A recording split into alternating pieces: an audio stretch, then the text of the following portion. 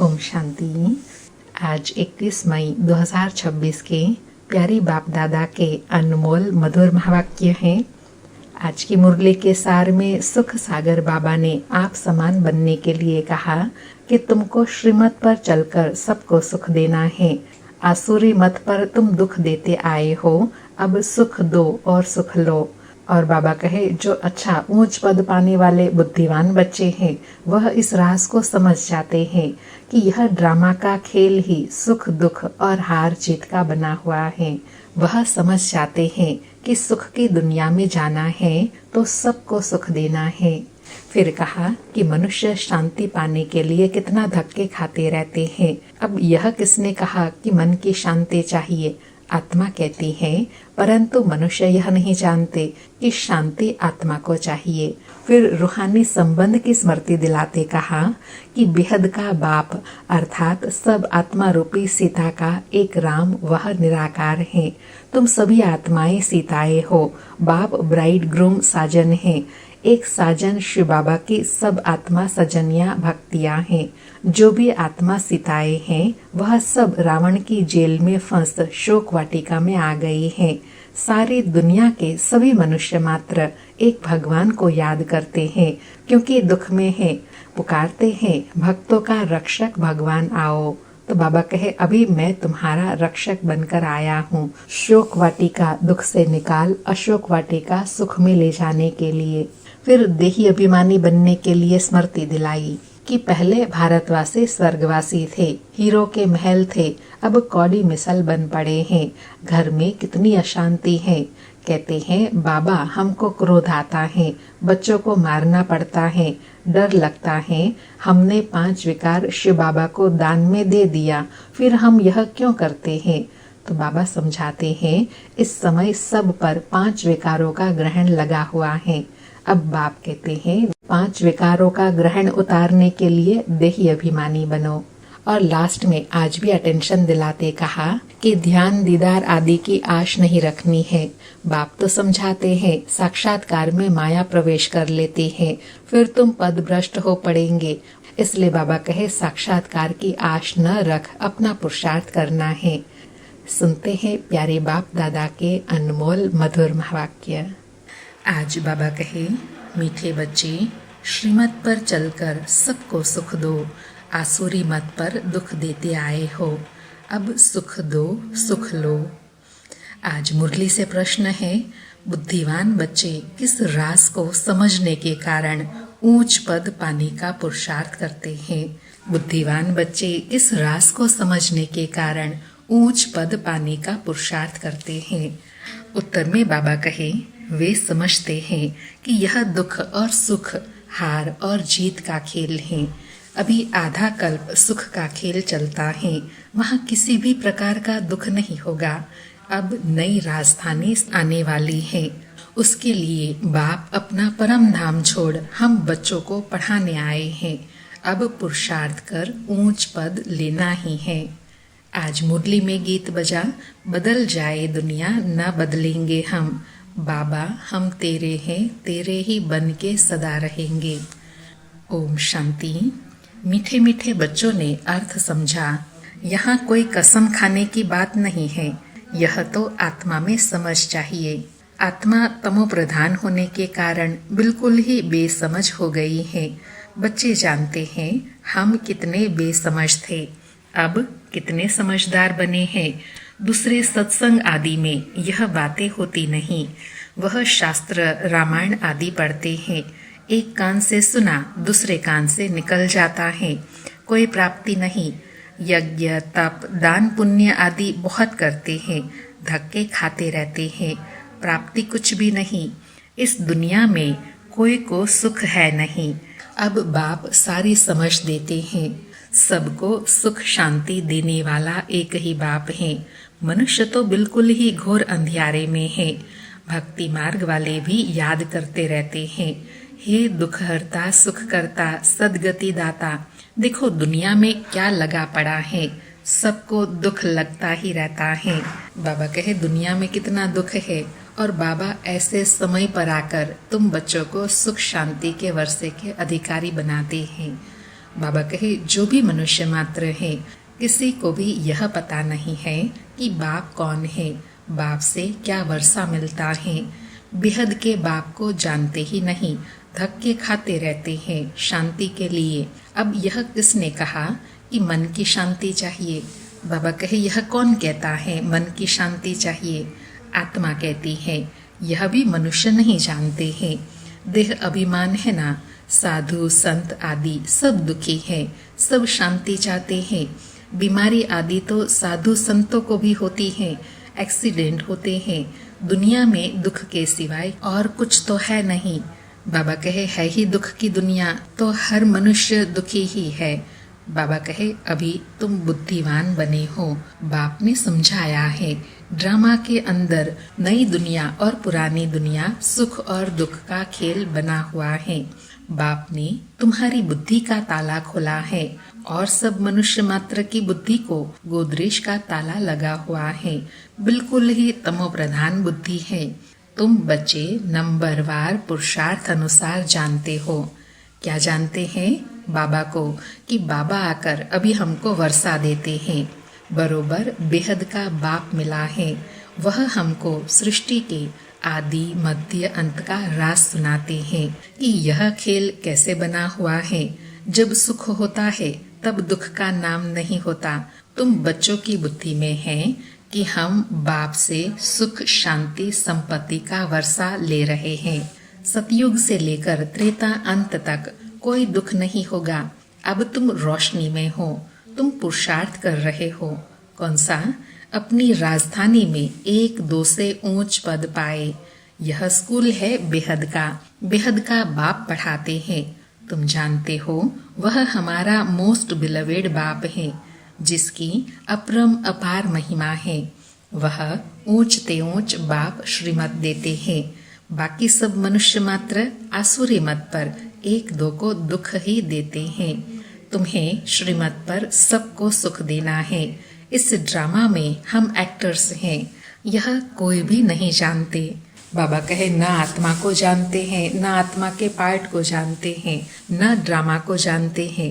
बाबा कहे तुम बच्चे अब समझते हो इस ड्रामा में भारतवासियों का ही ऑलराउंडर पार्ट है। आगे तो तुम भी नहीं जानते थे। अब तो मूल वतन से लेकर सूक्ष्म वतन, स्थूल वतन, सबको तुम जान गए हो। तुमको सच्चा ज्ञान है। परमपिता परमात्मा हमको इन द्वारा ब्रह्मा द्वारा पढ़ा रहे हैं। बाबा हमको त्रिलोक का सारा ज्ञान दे रहे हैं। यह है ही कांटों का जंगल। बच्चे जानते हैं अभी हम कांटों से फूल अर्थात मनुष्य से देवता बनते हैं। यहाँ तो छोटे बड़े सब दुख देते हैं। गर्भ में तो माता को बच्चे दुख देते हैं। यह तो है ही चीची पुरानी दुनिया। इस सृष्टि चक्र को कोई भी नहीं जानते हैं। हम कहाँ से आए हैं, कितने जन्म लिए, फिर कहाँ जाना है, कुछ भी नहीं जानते। बेहद का बाप अर्थात सभी सीताओं का एक राम वह निराकार है। तुम सभी आत्माएं सीता हो। बाप राम ब्राइड ग्रूम है, साजन है। एक साजन की सब सजनियां भक्तियां हैं। जो भी आत्मा सीताएं हैं सब रावण की जेल में फंस शोक वाटिका में आ गई है। सारी दुनिया के सभी मनुष्य मात्र एक भगवान को याद करते हैं। भक्तों का रक्षक भगवान को कहते हैं। तुम सब अभी ब्रह्मा मुख वंशावली ब्राह्मण हो। ब्राह्मण जानते हैं। क्या जानते हैं? कि हमको शिव बाबा पढ़ाते हैं। बाबा से वर्षा जरूर मिलता है। शिव बाबा है स्वर्ग का रचयिता। स्वर्ग कहो अथवा देवी राजधानी कहो, यह स्वर्ग की राजधानी है ना। लक्ष्मी नारायण स्वर्ग के मालिक हैं। यह भी अभी तुम समझते हो। यहाँ जब सतयुग था तो लक्ष्मी नारायण का राज्य था। अभी है कलयुग। मनुष्य तो बेचारे घोर अंधियारे में होने के कारण कुछ नहीं जानते कि अभी कलयुग का अंत है। विनाश सामने खड़ा है। तुम सब सीताओं का सदगति दाता एक राम है। आत्मा सीताएं सब दुर्गति में है, परंतु कोई समझते थोड़े ही है कि हम दुर्गति में है। बाबा अलौकिक रूहानी संबंध की स्मृति दिला रहे हैं और स्पष्ट कर रहे हैं कि अभी तुम सब आत्मा स्थित आए एक राम को भूल गई हो। अब निराकार राम आकर स्मृति दिलाते हैं। बाबा कहे अपने साहूकारी का ही नशा है, हमको इतने मकान है, इतना धन है, इतने महल है, किसी को पता नहीं कि दुख की दुनिया अब बदलनी है, मौत सामने खड़ा है, सब मिट्टी में मिल जाना है। यह जो कुछ पुरानी दुनिया में देखते हो विनाश हो जाएगा। विनाश के लिए पूरी तैयारियां हो रही हैं। यह वही महाभारत लड़ाई है, वही गीता का भगवान है, परंतु बाप की बायोग्राफी में बच्चे का नाम डाल दिया है। अब शिव बाबा तुमको राजयोग सिखा रहे हैं। बड़े ते बड़ी भूल यह है जो भगवान का नाम गुम कर दिया है। तुम बच्चे जानते हो हमको कोई मनुष्य साधु संत आदि नहीं पढ़ाते हैं, शिव बाबा हमको पढ़ाते हैं। बाबा नशा और स्मृति दोनों दिला रहे हैं कि तुम बच्चे अभी जानते हो और इस बात का नशा रहे कि हमें कोई साधारण मनुष्य नहीं, हमें स्वयं भगवान पढ़ाते हैं। वह बाप भी है, टीचर भी है, सतगुरु भी है, सब कुछ है। यह तो नहीं भूलना चाहिए ना। बाप कहते हैं हमारे सब बच्चे हैं, परंतु सभी को थोड़े ही पढ़ाएंगे। बाप कहते हैं हम भारतवासियों को फिर से राजयोग सिखाने आए हैं। भारतवासी स्वर्गवासी थे, हीरे मिसल थे, अब कौड़ी मिसल बन पड़े हैं। घर में कितनी अशांति है। कहते हैं बाबा हमको क्रोध आता है, बच्चों को मारना पड़ता है, डर लगता है। हमने 5 विकार शिव बाबा को दान दे दिया है, फिर हम यह क्यों करते हैं? तो बाप समझाते हैं इस समय सभी पर 5 विकारों का ग्रहण लगा हुआ है। देह अभिमान का भूत आने से फिर सब भूत लग जाते हैं। अब बाप कहते हैं, क्या कहते हैं? देही अभिमानी बनो। बाबा कहे विकारों का ग्रहण उतारने के लिए अब क्या करो? देही अभिमानी बनो। अभी तुमको समझ मिली है। सतयुग में भी हम आत्म अभिमानी थे। समझते हैं आत्मा का यह शरीर अब पुराना हुआ है, आयु पूरी हुई है, इसलिए यह शरीर छोड़ अब नया लेना है। सर्प का मिसाल बाबा कहे नया शरीर तुम कैसे लेंगे? जैसे सर्प पुरानी खाल छोड़ नहीं लेता है, ऐसे तुम नए शरीर धारण करेंगे, कोई कष्ट नहीं होगा। बाबा कहे सर्प की एक खाल पुरानी होती है तो दूसरी नई ले लेते हैं। यह दृष्टांत है सतयुग के लिए। वहाँ तुम ऐसे शरीर छोड़ते हो, दुख की कोई बात नहीं रहती। यहाँ कितना दुख होता है, रोना पिटना आदि रहता है। अब तुम बच्चे जानते हो यह पुरानी खाल है, यहाँ कोई नई खाल नहीं मिलनी है, अर्थात नया सतो प्रधान शरीर कलयुग में नहीं मिलना है। यह अंतिम पुरानी जुत्ती है, पुराना शरीर है। अभी तुम उनसे तंग हो गए हो। वहाँ सतयुग में खुशी से एक शरीर छोड़ दूसरा लेते हैं। इन बातों को भी तुम समझते हो। यहाँ कितने नए आते हैं, समझते थोड़े ही है। 2-4 रोज यहाँ से समझ कर जाते हैं, फिर भूल जाते हैं। हाँ, अच्छी रीति सुना, खुशी हुई तो प्रजा में आ जाएंगे। प्रजा भी तो ढेर बननी है ना। यह है ईश्वर का दर अथवा घर। तुम ईश्वर के घर में बैठे हो। बाबा ने फिर नशा और स्मृति दिलाई कि तुम कहाँ बैठे हो? ईश्वर के घर में, अपने घर में।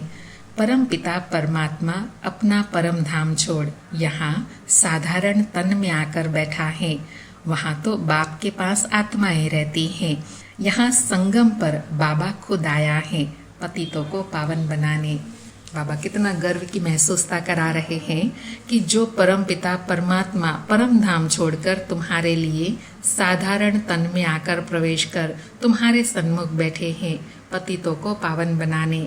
उनको शिव निराकार ही कहते हैं। निराकार बाबा को आत्माएं ओ गॉड फादर कह पुकारती हैं। मनुष्य बिगड़ समझ के कह देते हैं ओ गॉड फादर। इन लक्ष्मी नारायण को भी यूरोपियन लोग भगवान भगवती कहते हैं। इन्हों को ऐसा किसने बनाया? इन देवताओं को कहते हैं आप सर्वगुण संपन्न 16 कला संपूर्ण हो। फिर खुद को क्या कहते हैं यह नहीं जानते कि यह भी मनुष्य हैं, भारत में ही राज्य करके गए हैं। उनके आगे जाकर महिमा गाते हैं। अपने को नीच पापी कहते रहते हैं। श्री कृष्ण के मंदिर में भी जाकर महिमा करेंगे, शिव की यह महिमा नहीं करेंगे। बाबा कहे उनकी महिमा अलग है। अक्सर करके शिव के पास जाते हैं तो कहते हैं भर दे झोली, फिर कह देते वह भांग पीने वाला है, धतूरा खाने वाला है। अरे वहाँ परम धाम में भांग धतूरा कहाँ से आए, कुछ भी समझ नहीं। मांगते रहते हैं पति चाहिए, यह चाहिए। दीपमाला पर भी लक्ष्मी का आह्वान करते हैं। वह है कौन यह किसी को पता नहीं। 8-10 भुजाएं कभी होती है क्या? यह चतुर्भुज रूप दिखाते हैं क्योंकि प्रवृत्ति मार्ग है। उनका नाम विष्णु रख दिया है। लक्ष्मी नारायण तो सतयुग में रहते हैं। मनुष्य को यह पता नहीं कि विष्णु के 2 रूप लक्ष्मी नारायण द्वारा पालना होती है। चित्रों में लक्ष्मी को 4 भुजाएं दे देते हैं। 4 भुजा वाले को बच्चा होगा तो उनको भी 4 भुजा होनी चाहिए। कुछ भी समझते नहीं। बाबा लॉजिक बता रहे हैं कि माता पिता को 4 भुजा है तो बच्चे को भी 4 भुजा होनी चाहिए ना। कुछ भी नहीं समझते। बाबा कहे अभी तुम समझते हो।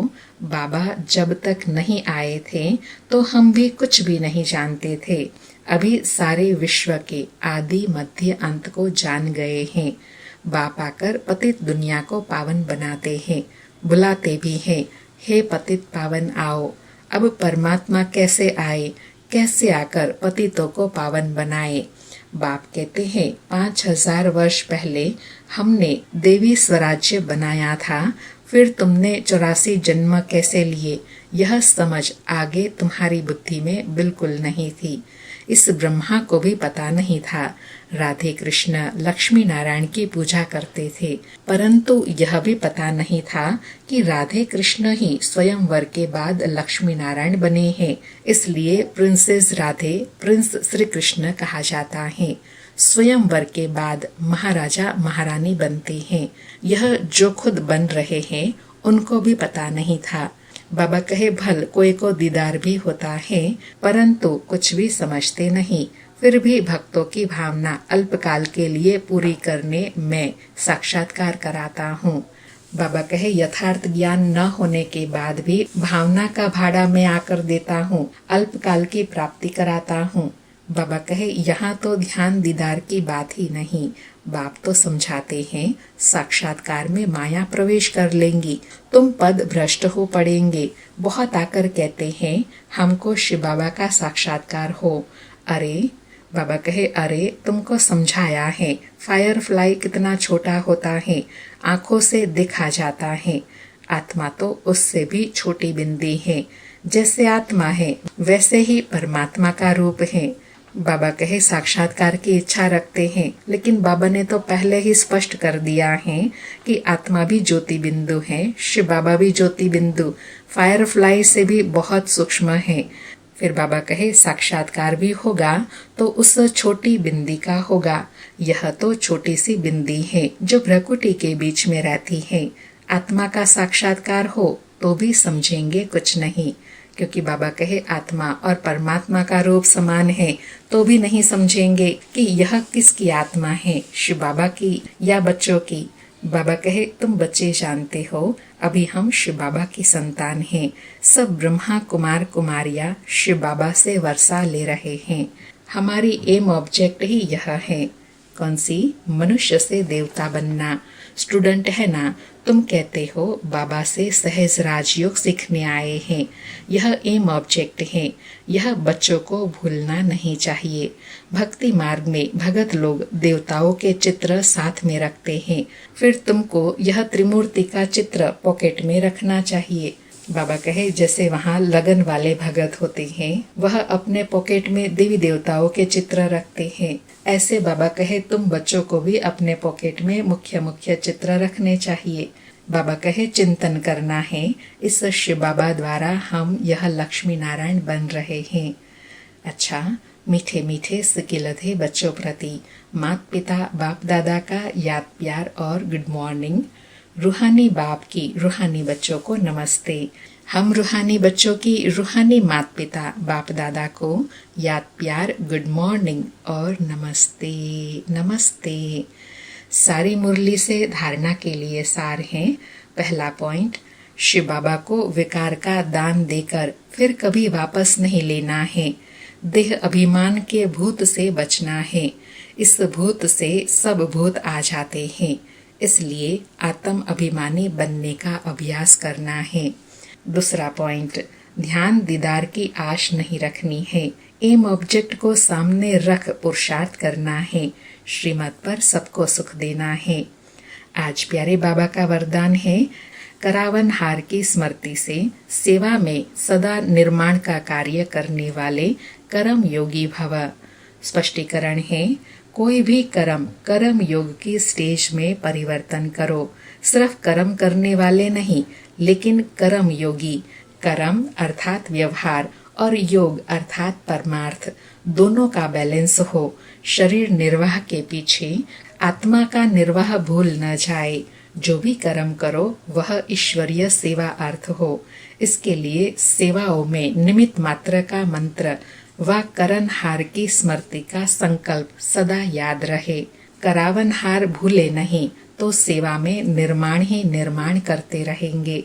बाबा कहे, याद और सेवा का ऐसे बैलेंस रख करके जब कार्य करेंगे तो सदा करावनहार की स्मृति बनी रहेंगी। करावनहार शिव बाबा की स्मृति बनी रहने से हर कार्य में नव निर्माण करते रहेंगे। आज का स्लोगन है, सेवा व संबंध संपर्क में विघ्न पड़ने का कारण है पुराने संस्कार। उन संस्कारों से वैराग हो। आज के अव्यक्त इशारे हैं, सदा अचल अडोल एक रस स्थिति का अनुभव करो। आज अनुभव करने के लिए कहा कि सभी से श्रेष्ठ तखत बाप दादा के दिल तख्त नशीन बनना है, लेकिन उस तखत पर बैठने के लिए पहले अचल अडोल एक रस स्थिति का तखत चाहिए। एक रस स्थिति के तखत पर तब स्थित रह सकेंगे जब अकाल तख्त नशीन बनने का अभ्यास होगा। जैसे वह तपस्वी सदैव आसन पर बैठते हैं, ऐसे आप अपनी एक रस आत्मा की स्थिति के आसन पर विराजमान रहो। इस आसन को नहीं छोड़ो, तब सिंहासन मिलेगा। बाबा कहे, सतयुगी सिंहासन प्राप्त करने के लिए अभी सर्वश्रेष्ठ तखत जो है परमात्मा दिल तखत, उसमें बैठने का अभ्यास हो। और उसमें भी तब बैठ सकेंगे जब अकाल तख्त नशीन बनेंगे, अर्थात सदा आत्मिक स्मृति में रहेंगे। तब परमात्मा दिल तख्त नशीन बनेंगे, और जो परमात्मा दिल तख्त नशीन है वो भविष्य सिंहासनधारी बनेंगे। अच्छा, ओम शांति। शुक्रिया बाबा, शुक्रिया।